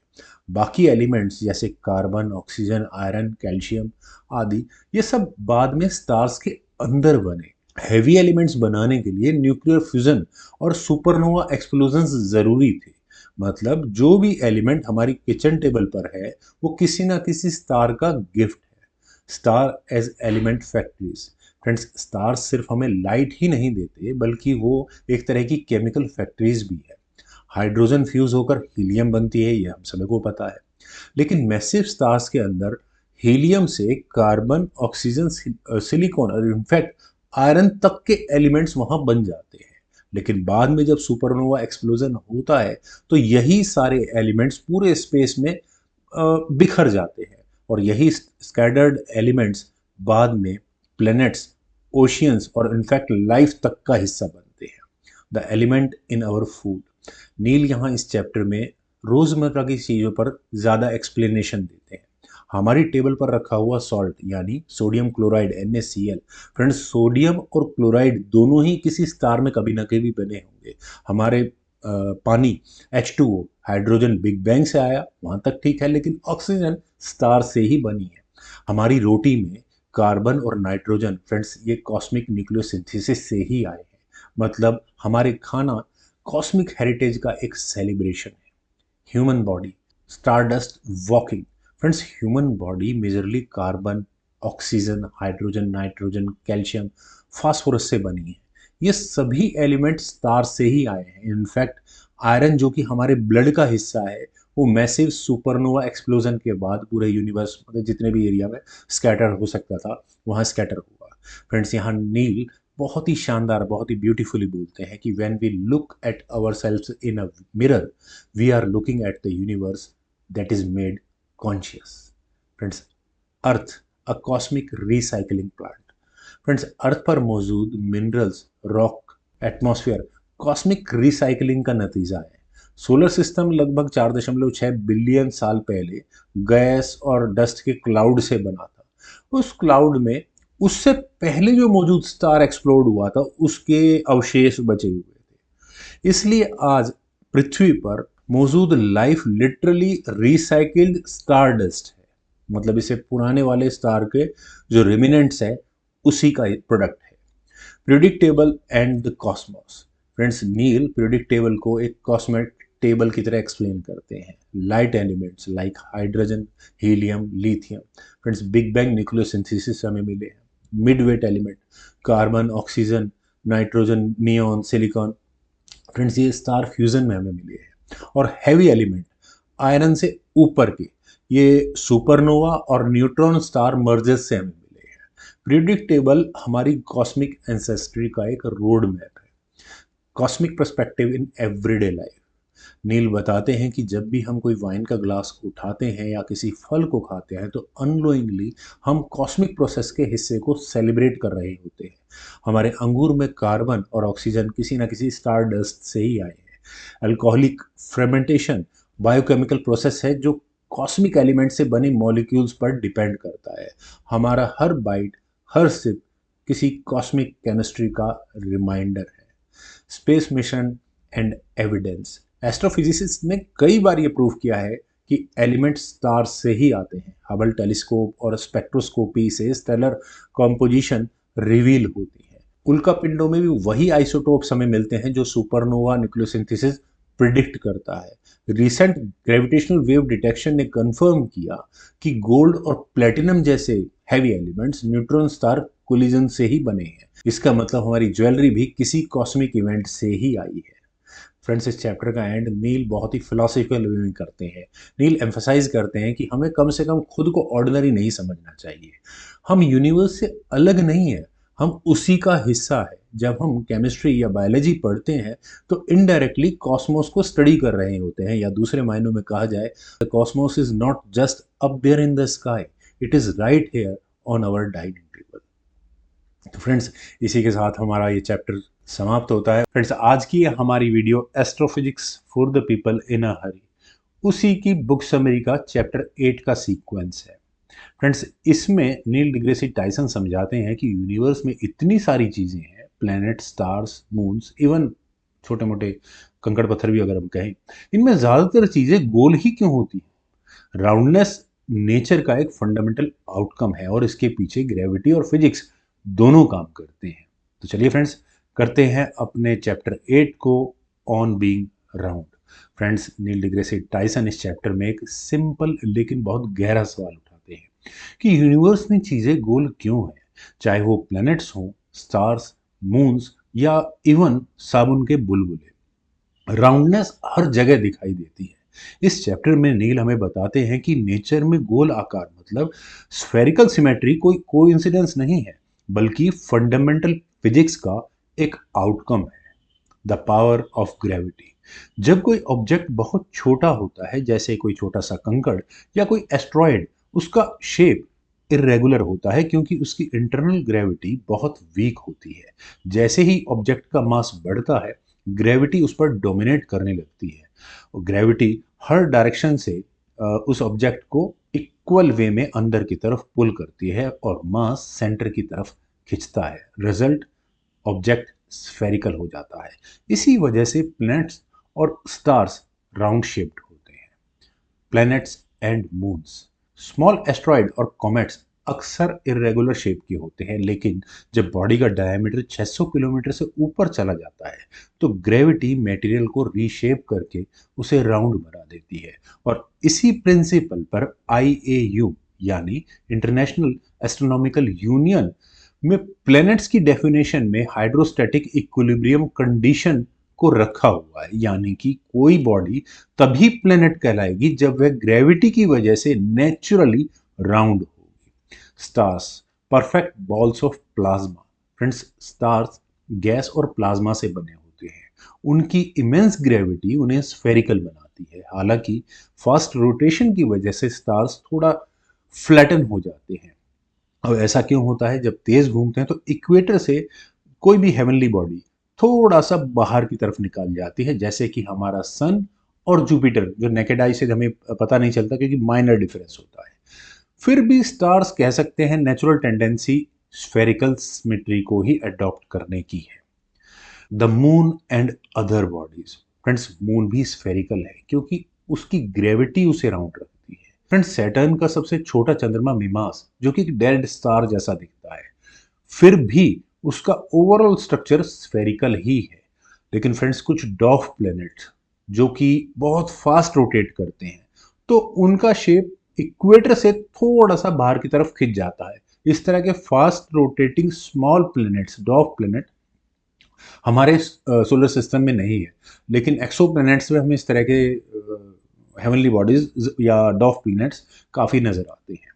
Bubbles and drops, everyday roundness. Friends, roundness सिर्फ कॉस्मिक स्केल पर ही नहीं बल्कि रोजमर्रा की जिंदगी में भी नजर आती है। पानी की बूंदें स्फेरिकल होती हैं क्योंकि सरफेस टेंशन मॉलिक्यूल्स को मिनिमाइज करके कॉम्पैक्ट शेप बनाने के लिए फोर्स करते हैं। इवन साबुन के बुलबुले भी स्फेरिकल होते हैं क्योंकि हवा का प्रेशर इवन अंदर और बाहर का एटमॉस्फेरिक प्रेशर दोनों इक्वलाइज हो जाते हैं। नेचर एनर्जी को मिनिमाइज करने के लिए राउंडनेस की शेप को ही प्रेफर करता है। एक्सेप्शंस टू राउंडनेस, फ्रेंड्स, अगर कोई बॉडी बहुत फास्ट रोटेट करती है तो सेंट्रीफ्यूगल फोर्स की वजह से उसके पोल्स थोड़ा श्रिंक हो जाते हैं, फ्लैटन हो जाते हैं। सबसे बड़ा एग्जांपल तो हमारी पृथ्वी ही है। अगर हम नॉर्थ पोल और साउथ पोल से डायमीटर को मेजर करें और इक्वेटर से डायमीटर को मेजर करें तो दोनों में लगभग 43 किलोमीटर का डिफरेंस है। मतलब नॉर्थ पोल और साउथ पोल में इक्वेटर से 43 किलोमीटर छोटा है। सैटर्न और जुपिटर जैसे गैस जाइंट भी ज़्यादा फ्लैटन है क्योंकि पृथ्वी से तो बहुत ज़्यादा तेज़ी से रोटेट करते हैं। फ्रेंड्स, अब बात करते हैं हम आर्टिफिशियल ऑब्जेक्ट्स और नेचुरल बॉडीज़ की। ह्यूमन मेड स्ट्रक्चर्स जैसे बिल्डिंग, स्पेसक्राफ्ट अक्सर नॉन राउंड होते हैं क्योंकि उनमें इंजीनियरिंग रिक्वायरमेंट भी अलग होती है।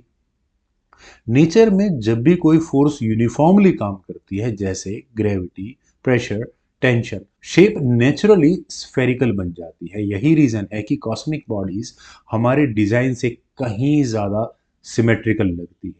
फ्रेंड्स, ये चैप्टर भी नील एक फिलोसफिकल अंदाज में खत्म करते हैं।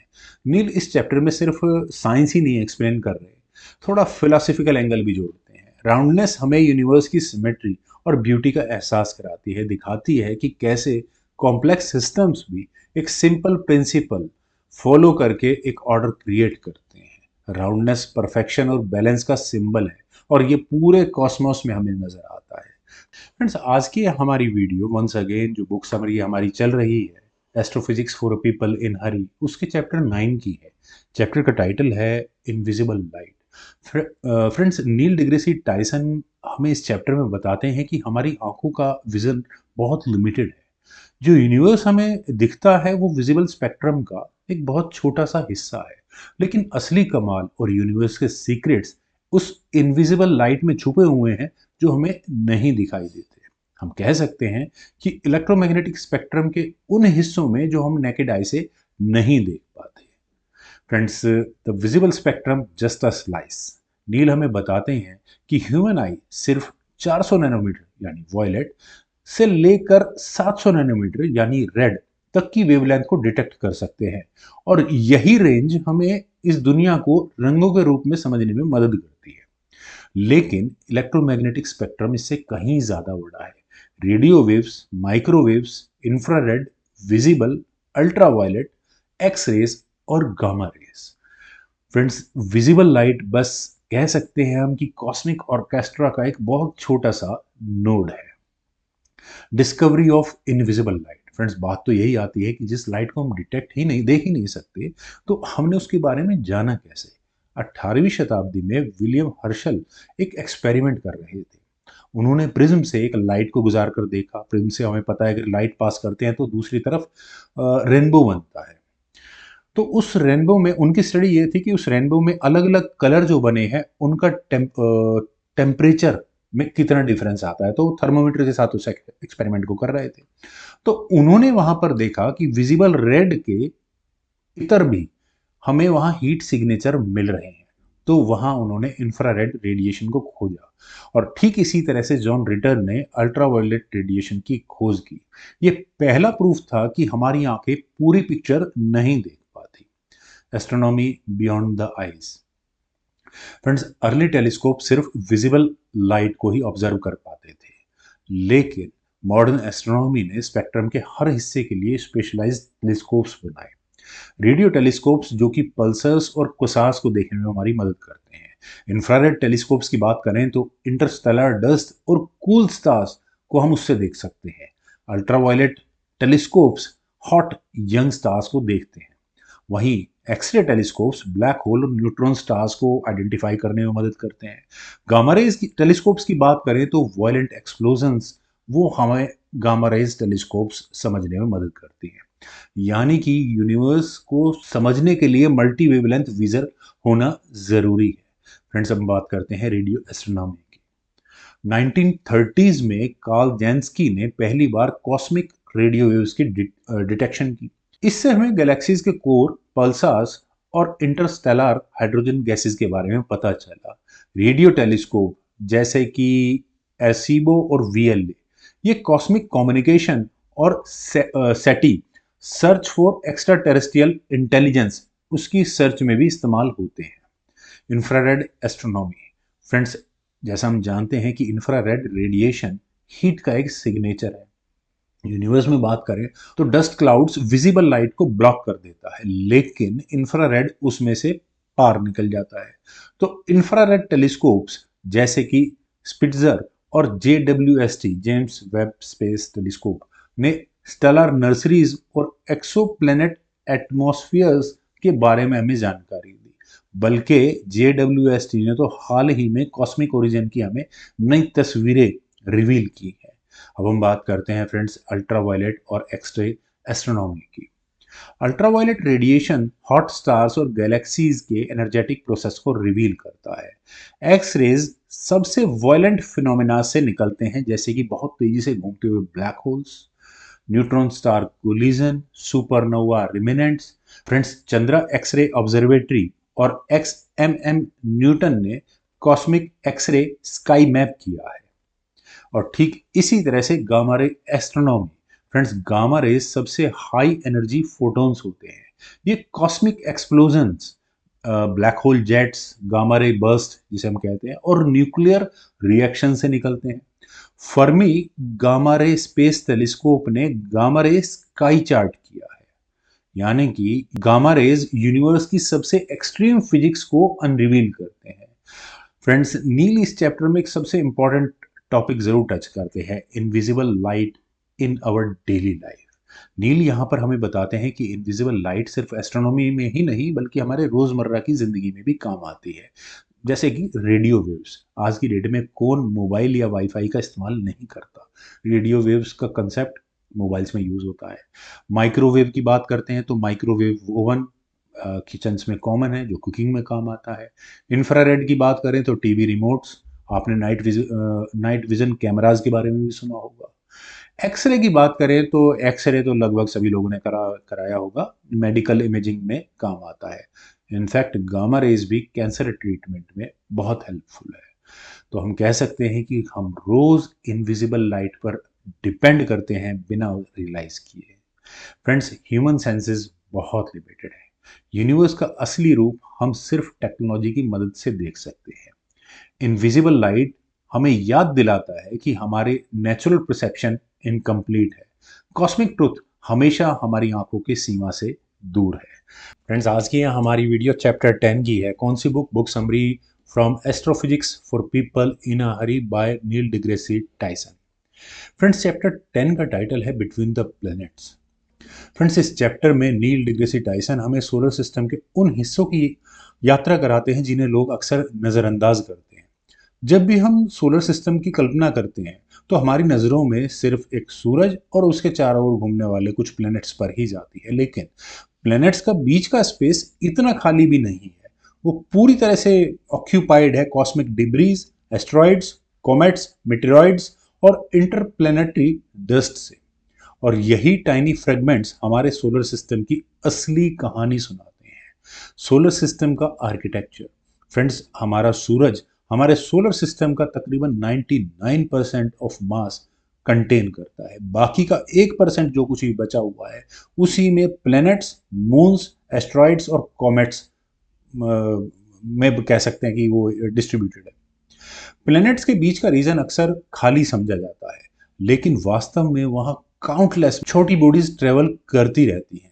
फ्रेंड्स, सोलर सिस्टम का ये in between region cosmic left over का म्यूजियम है। तो सबसे पहले बात करेंगे एस्ट्रॉइड बेल्ट की। फ्रेंड्स, मार्स और जुपिटर के बीच में ये एस्ट्रॉइड बेल्ट फैले हुए हैं। यहाँ लाखों रॉकी बॉडीज घूमती रहती हैं। अगर इन सबको मिलाकर एक बॉडी बनाई जाए तो हमारे मतलब पृथ्वी के चंद्रमा से भी कम उसका मास होगा। लेकिन जुपिटर की मैसिव ग्रेविटी ने इन्हें कभी कोई प्लेनेट या एक बॉडी में बनने नहीं दिया। कुछ एस्ट्रॉयड स्फेरिकल हैं जैसे सीरीज, लेकिन ज्यादातर इरेगुलर शेप के हैं क्योंकि वो बहुत छोटे हैं। एस्ट्रॉयड बेल्ट हमें सोलर सिस्टम के प्लेनेटरी फॉर्मेशन को समझने में मदद जरूर करता है। इससे आगे चलने पर नील हमें कॉमेट्स, डर्टी स्नोबॉल्स के बारे में बताते हैं। फ्रेंड्स, कॉमेट्स आइसी बॉडीज हैं जो सोलर सिस्टम के आउटर स्पेस से आती हैं, काइपर बेल्ट या ऑट क्लाउड से। जब भी ये सन के नजदीक आते हैं तो हीट, गर्मी की वजह से आइस सब्लिमेट हो जाती है और गैस और डस्ट की एक लंबी सी पूंछ बना देती है। फ्रेंड्स, यही कॉमेट्स यानी धूमकेतु सोलर सिस्टम के केमिकल इंग्रेडिएंट्स लेकर आते हैं, जैसे कि पानी या ऑर्गेनिक मॉलिक्यूल्स। इवन कुछ थियोरी तो ये भी मानती है कि पृथ्वी का पानी भी शायद इन्हीं कॉमेट से ही आया होगा। हर कॉमेट सूरज की ओर आते हुए कॉस्मिक फायरवर्क की तरह दिखता है। अब बात करते हैं मेटेरॉइड्स, मिटियोर और मेटेरॉइड्स की। फ्रेंड्स, ये तीनों ही चीज एक ही चीज को बोलते हैं। मेटेरॉइड्स छोटे रॉकी मेटलिक फ्रेगमेंट जो स्पेस में फ्लोट करते रहते हैं। जब ये अर्थ के एटमॉस्फेयर में एंटर करते हैं तो इन्हें मिटियोर्स कहा जाता है, जो कि शूटिंग स्टार के रूप में हमें नजर आते हैं। और अगर किसी तरह ये पृथ्वी के पृथ्वी के वायुमंडल के घर्षण से बचकर पृथ्वी तक पहुंच गए तो इन्हें हम मेटेरॉइड्स कहते हैं। मेटेरॉइड्स हमें सोलर सिस्टम के सबसे पुराने मटेरियल का सैंपल देते हैं, मतलब उनकी हम स्टडी करते हैं कि अर्ली सोलर सिस्टम किस तरह का था। पृथ्वी पर मिलने वाले मेटेरॉइड्स असल में करोड़ों साल पुराने कॉस्मिक फोसिल्स हैं। Friends, interplanetary dust, tiny grain of dust पूरे सोलर सिस्टम में फैले हुए हैं। ये डस्ट ज़ोडिकल लाइट्स क्रिएट करते हैं, फेंट ग्लो, जो कभी कभी हमें सनसेट या सनराइज के बाद नजर आता है। डस्ट पार्टिकल अक्सर कॉमेट्स और एस्ट्रॉयड कोलिजन से भी आते हैं। सोलर सिस्टम का हर कोना माइक्रोस्कोपिक पार्टिकल से भरा हुआ है। फ्रेंड्स, नी एक सबसे इंटरेस्टिंग टॉपिक को और यहाँ छेड़ते हैं, ट्रायन ऑब्जेक्ट्स और नियर अर्थ ऑब्जेक्ट्स। जुपिटर के ऑर्बिट में स्पेशल पॉइंट्स, जिन्हें हम लैग्रेंजियन पॉइंट कहते हैं, मेरी पिछले कुछ वीडियोस में लैग्रेंजियन पॉइंट्स के बारे में मैंने काफी डिटेल में बताया हुआ है। उस पर ट्रॉयन एस्ट्रॉयड रहते हैं जो जुपिटर के साथ साथ ट्रेवल करते हैं।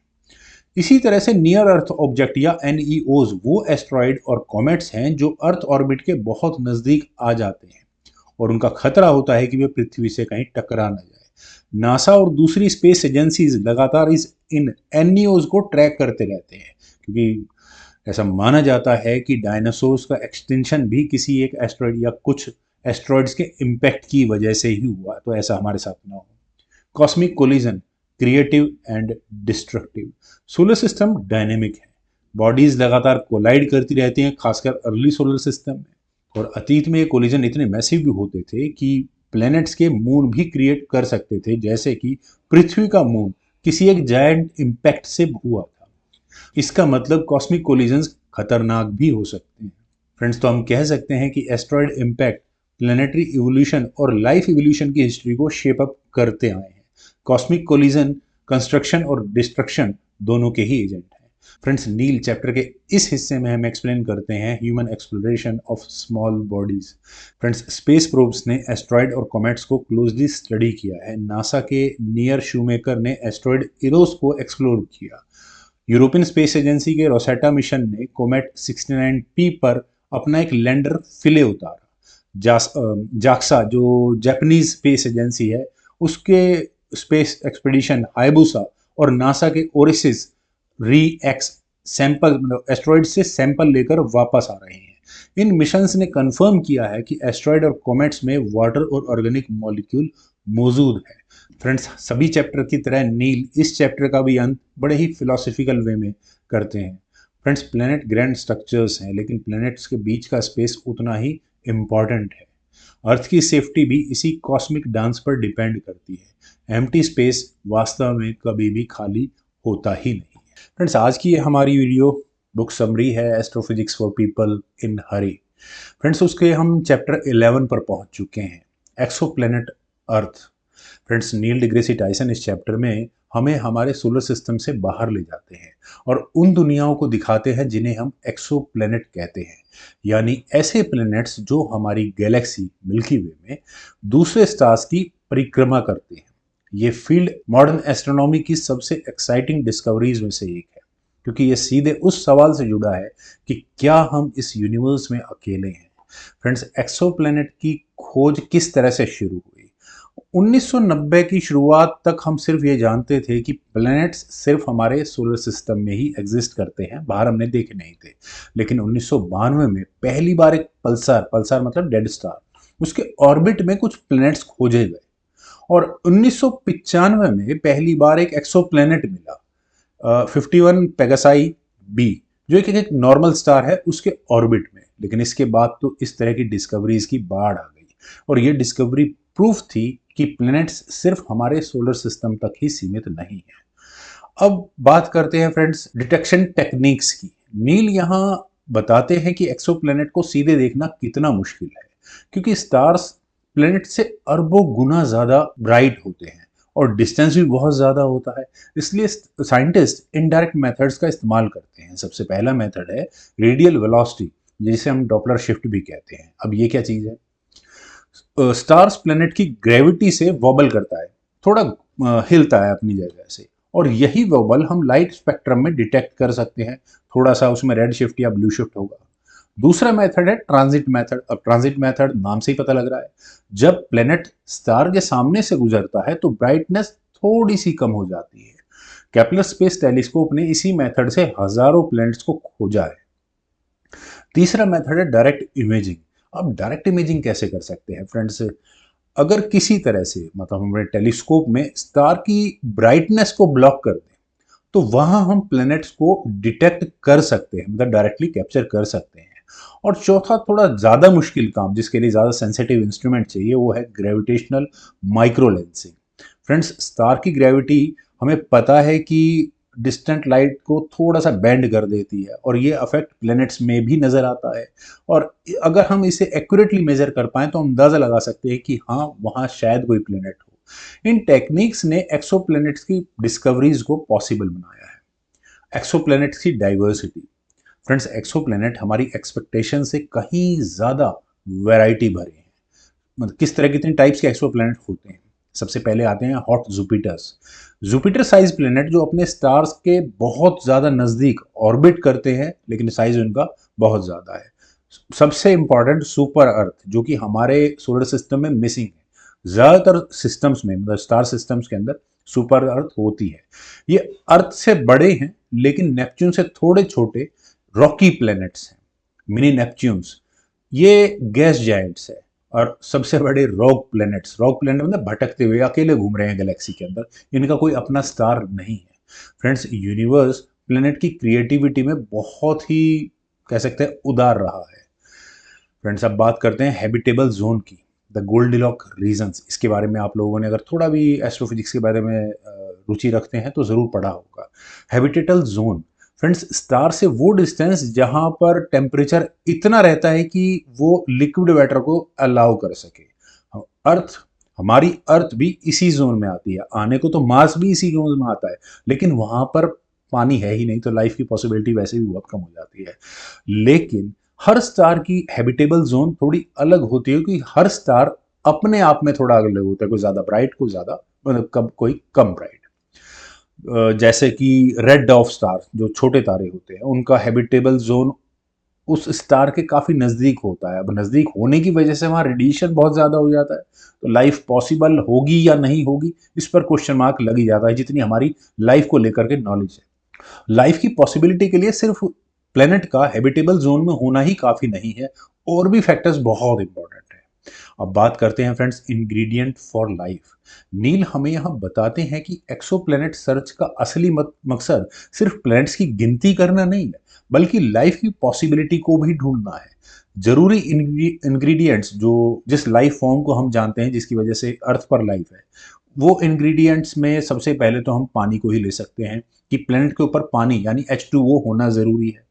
ऑर्गेनिक मॉलिक्यूल्स जैसे कार्बन केमिस्ट्री उस प्लैनेट पर होनी ज़रूरी है। और सबसे ज़रूरी चीज़, वहाँ एक स्टेबल एनर्जी सोर्स होना ज़रूरी है, यानी कि स्टार। ये कंडीशन होंगी तो एटलीस्ट वहाँ हम लाइफ को खोजना शुरू कर सकते हैं। एटमॉस्फेयर भी अपने आप में एक बहुत क्रूशियल रोल निभाता है। फ्रेंड्स, एटमॉस्फेयर, किसी भी प्लैनेट का एटमॉस्फेयर टेम्परेचर कंट्रोल करता है और हार्मफुल रेडिएशन को ब्लॉक करता है, और मार्स पर यही फैक्टर मिसिंग है। वहाँ का एटमॉस्फेयर बहुत पतला है, रेडिएशन को ब्लॉक नहीं कर पाया और इसी वजह से वहाँ पर पानी सरफेस के ऊपर नहीं ठहर पाया। Friends, exoplanet research ultimately astrobiology से जुड़ा हुआ सब्जेक्ट हो चुका है। अब बात करते हैं बायोसिग्नेचर्स और एटमॉस्फेयर को। फ्रेंड्स, एस्ट्रोनॉमर एक्सोप्लैनेट एटमॉस्फेयर्स की स्टडी करके लाइफ के सिग्नल्स को ढूंढने की कोशिश कर रहे हैं। अब इसमें टेक्निक कौन सी काम आती है? अगर आपने पिछली कुछ वीडियोस देखी हो या फिर वही बात आती है कि एस्ट्रोफिजिक्स में आपका थोड़ा भी इंटरेस्ट हो, तो आप स्पेक्ट्रोस्कोपी मेथड को जरूर जानते होंगे। हम यहाँ बात करेंगे ट्रांजिट स्पेक्ट्रोस्कोपी की। जब भी कोई प्लेनेट अपने स्टार के सामने से निकलता है तो उस स्टार की लाइट एटमॉस्फेयर, उस प्लेनेट के एटमॉस्फेयर से होकर गुजरती है और उस लाइट में, आने वाली लाइट में, उसके एटमॉस्फेयर के केमिकल फिंगरप्रिंट्स हम डिटेक्ट कर सकते हैं। पॉसिबल बायोसिग्नेचर्स में अगर वहाँ ऑक्सीजन है, ओजोन है, तो हम मान सकते हैं कि वो प्लेनेट लाइफ, जिस लाइफ फॉर्म को, बार बार बोलता हूँ, जिस लाइफ फॉर्म को हम जानते हैं उसके लिए वो पॉसिबल हो सकता है। लेकिन खासकर अगर वहाँ मीथेन मिले और वो भी ऑक्सीजन के साथ, तो ये एक बहुत स्ट्रॉन्ग इंडिकेटर बन जाता है। और आज की डेट में जेम्स वेब स्पेस टेलीस्कोप यानी JWST इस मिशन पर बहुत अच्छा काम कर रहा है। The Copernican principle extended. Friends, अगर हम मॉडर्न साइंस की बात करें तो कोपरनिकस ने हमें बताया कि अर्थ यूनिवर्स का सेंटर नहीं है। एक्सोप्लैनेट डिस्कवरीज ने इस बात को, इस थियोरी को और एक्सटेंड कर दिया कि हमारे सोलर सिस्टम कम से कम यूनिक नहीं है, प्लैनेट्स तो हर जगह हैं। और अगर प्लैनेट्स हर जगह हैं तो हैबिटेबल जोन में भी प्लैनेट्स अनगिनत हो सकते हैं। इसका मतलब एलियन लाइफ की पॉसिबिलिटी और ज्यादा बढ़ जाती है। Future of exoplanet sciences. Friends, जैसा मैंने अभी बताया कि JWST यानी जेम्स वेब स्पेस टेलीस्कोप एटमॉस्फेयर्स की डीप स्टडी को करता है। वहीं दूसरी तरफ टेस यानी ट्रांजिटिंग एक्सोप्लैनेट सर्वे सैटेलाइट्स ये नए नए पॉसिबल कैंडिडेट्स ढूंढ रहा है। फ्यूचर मिशंस डायरेक्ट इमेजिंग और अर्थ लाइक प्लैनेट्स की खोज पर ज्यादा फोकस कर रहे हैं।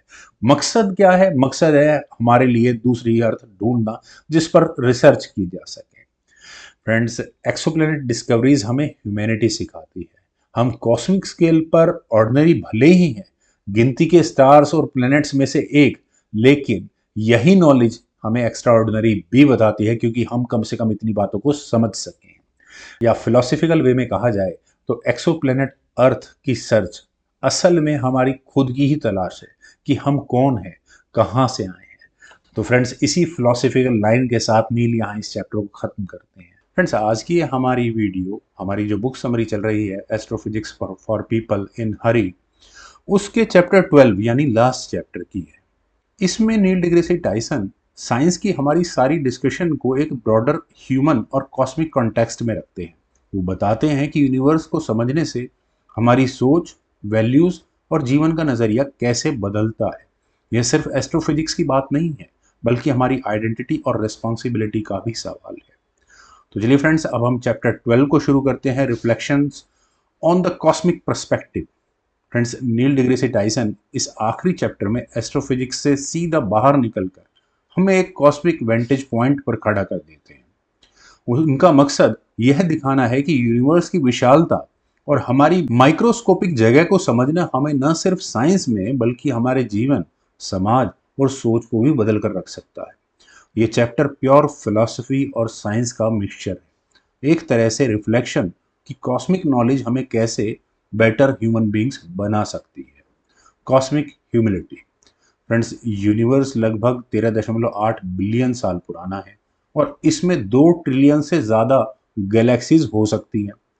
हमारी अर्थ देखा जाए तो यूनिवर्स के उस विशाल कैनवस पर एक छोटा सा डस्ट पार्टिकल।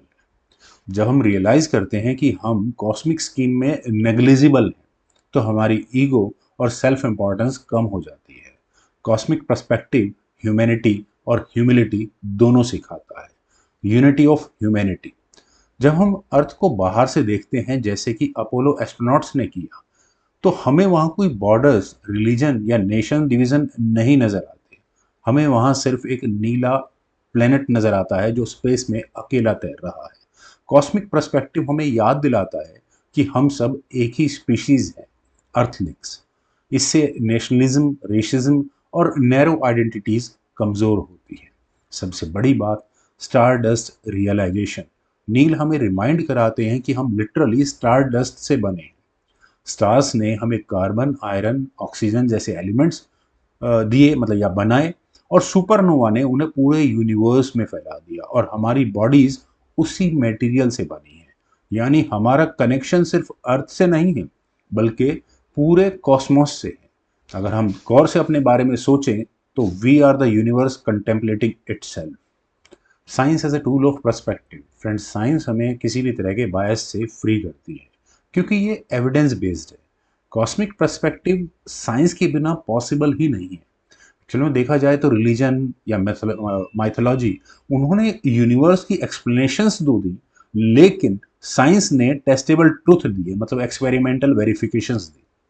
कॉस्मिक अंडरस्टैंडिंग हमें रैशनल और क्रिटिकल थिंकर बनाती है, और ये सब चीज़ें मिलकर हमें सुपरस्टिशन से ऊपर उठा देती हैं।